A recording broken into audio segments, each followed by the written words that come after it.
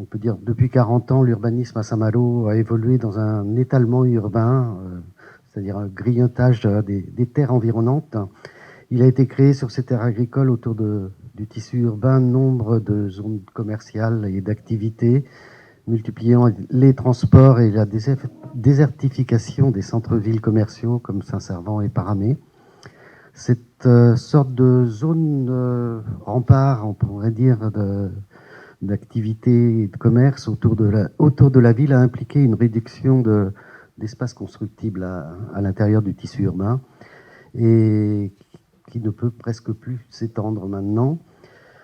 Les lois de l'offre et la demande avec la pression immobilière touristique font que le peu de terrains constructibles sont de plus en plus chers, ce qui a fait que pour les Malouins désirant être propriétaires, ils sont partis ailleurs en fait. Ils sont partis dans les villes environnantes, et pour les locataires, pareil, parce que les loyers sont devenus assez onéreux.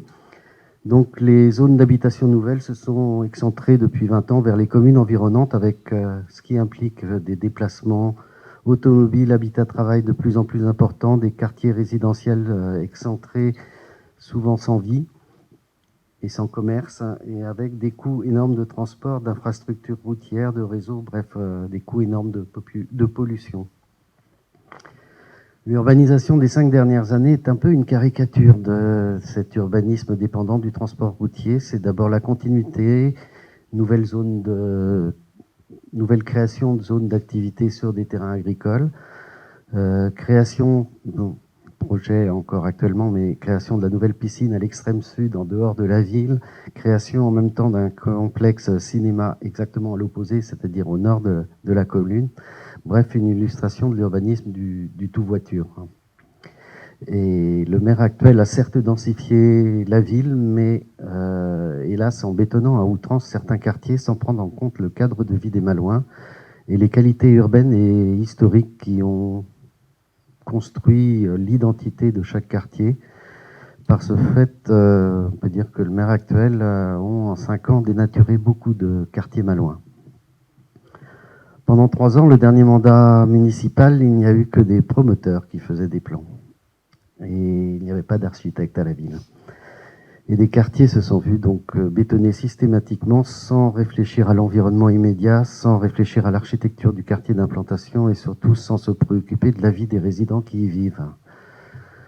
Bref, à Saint-Malo, depuis 40 ans, l'urbanisme, ça se résume au règlement, au PLU. Et le PLU de Saint-Malo, c'est la manière de faire correspondre l'aménagement avec les opportunités foncières qui existent, sans réflexion sur la ville et la vie des résidents. Je suis un peu sévère, mais c'est un peu comme ça que je vois les choses. Donc pourtant, l'urbanisme, c'est d'abord, pour moi en tout cas, comprendre sa ville, comment la ville a évolué depuis sa création jusqu'à nos jours pour connaître son identité, ce qui différencie Saint-Malo d'une autre ville, et connaître le cadre de vie actuel et le vécu des Malouins dans chaque quartier pour proposer des évolutions liées à notre époque, mais aussi à moyen terme et à long terme. Les évolutions nécessaires, chacun en est conscient, c'est d'abord la transition écologique. Il est donc impératif que l'aménagement de la ville prenne en compte ces 2 facteurs, le cadre de vie actuel des habitants lié à l'histoire, à l'économie de la ville, qui forge une identité de la ville, et l'évolution écologique déjà indispensable actuellement, et surtout pour les futures générations des Malouins, les enfants, les petits-enfants. Les règlements comme le PLU ne doit être là que pour encadrer cette volonté politique, améliorer la vie des Malouins et prévoir des évolutions écologiques permettant pour améliorer la vie des générations futures à Saint-Malo. Donc j'en reviens à mon deuxième paragraphe ou chapitre, c'est les propositions. Donc un urbanisme malouin lié à la transition écologique, c'est d'abord éviter l'étalement urbain sur les terres agricoles, densifier intelligemment le tissu urbain existant, diminuer la circulation routière et urbaine et en privilégiant les transports en commun, et renforcer les liaisons vertes dans les centres et le tissu existant.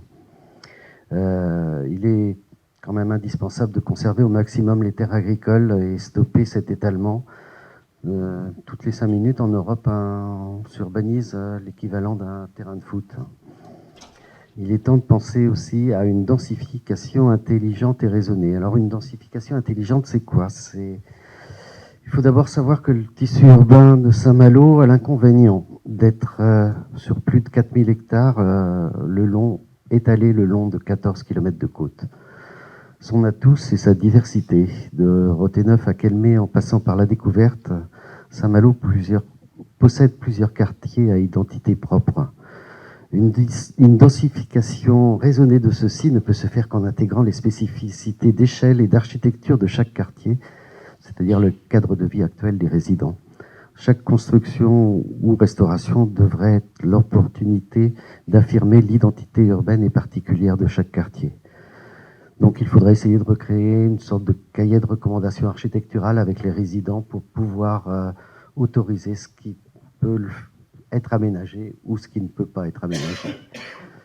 Afin d'éviter de dénaturer le cadre de vie des habitants, comme hélas ça se fait actuellement dans beaucoup de quartiers. Donc chaque aménagement devra prendre en compte également la transition écologique, c'est-à-dire favoriser tant que cela est possible une implantation au sud du bâti pour une utilisation du photovoltaïque, des constructions en bois qui, contrairement au béton qu'on voit surgir en ce moment, est très énergivore. Alors la construction en bois stocke le CO2 et évidemment une isolation performante. Diminuer la circulation routière, c'est d'abord privilégier les transports en commun. Au niveau urbanisme, cela veut dire comprendre et analyser les déplacements quotidiens des Malouins pour adapter les voies existantes aux bus et favoriser donc cette circulation et construire des parkings relais proches de chaque quartier afin d'éviter l'étalement des voitures sur les rues, ce qui permettrait ainsi peut-être de revégétaliser l'espace urbain qui en a bien besoin. Enfin, les liaisons verte, c'est moins de voitures, plus de transports en commun, c'est indispensable à court terme. Ce qui va de pair avec cette volonté, c'est naturellement de favoriser le piéton et le cycliste avec la création de liaisons interquartiers piétonnes, cyclables et végétalisées, et des liaisons avec des parkings relais et les centres d'intérêt des Malouins. Pour résumer mon intervention, je dirais simplement que l'urbanisme moins loin doit avoir pour objectif la qualité de vie actuelle et future des Malouins, et les règlements techniques tels que le PLU ne sont que des outils d'aménagement urbain qui doivent permettre de faire évoluer dans la transition écologique et dans une mise en valeur d'un cadre de vie assez exceptionnel et historique que constitue notre ville. Voilà.